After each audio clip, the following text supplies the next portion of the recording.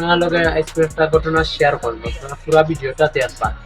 দিন আগে আমাদেরও সেট দিয়ে গেছিল iPhone 6s ডিসপ্লে লাগাই লাগে, প্রায় 1 মাসের মতো হয়ে গেছে দিয়ে গেছে ফোন। তো ও দেখো ফোন আমি ডিসপ্লে আনছি, তো তাই লগে আমার বিল আসলো 1400 টাকা ডিসপ্লে শো, মানে আমার ফিটিং চার্জ শো।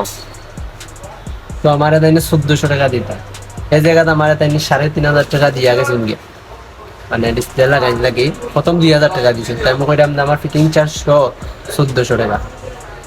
তাই গেছি বাড়ি যাওয়া বাদে আমি তাই যে ফোন দিয়া কইলাম যে ভাই আপনি আমার যে 3500 টাকা দিলা কি করে দিলাম। ওরা ভাই ডিসপ্লে লাগিয়ে দিয়েছে, আমি কই ডিসপ্লে তো আমার হলো 1400 টাকা, আপনি আমার 3500 টাকা দিচ্ছেন।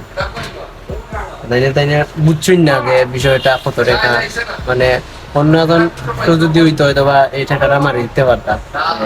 1400 টাকা ডিসপ্লে আসানি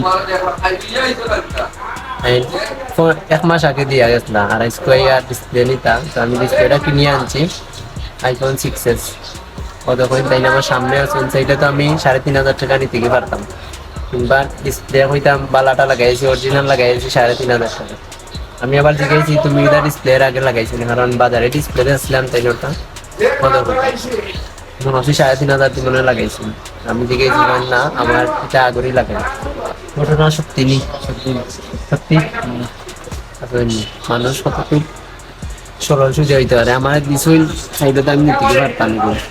আমি ভিডিওটা করার উদ্দেশ্য হইল তো টাকা বদলি আছে আমাদের কিছু ডিসপ্লে আনছি, আরো বাকি গুণ আমি রিটার্নও দিয়েছি।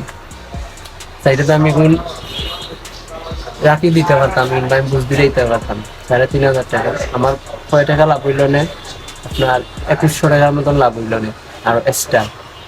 তো আমি এটা করছি না, না করে আমি টাকা তাইলে দিয়েছি। আমার তাই ছোট ভাই শ্রীমঙ্গল থেকে আইছি, কিন্তু রানী শ্রীমঙ্গল ফোনজিৎ তার আমি খ্রিস্টান। আচ্ছা আমি সত্যি না ফেক নুইজা ওদের ফোন আপনারা অবশ্যই শেয়ার দিবা, সেইটা আমি তো নিতে গিয়ে পারতাম টাকাটা, কিন্তু আমি কাজটা করছি না। একদিনের কাজ না, হয়তো বা বাড়ি থেকে আর বুঝলাম বাড়ির থেকে আবার আনাইছি আর 3 টাকা কিন্তু রিটার্ন দিছি, এখন ফোন কাজ করিয়া দিবা।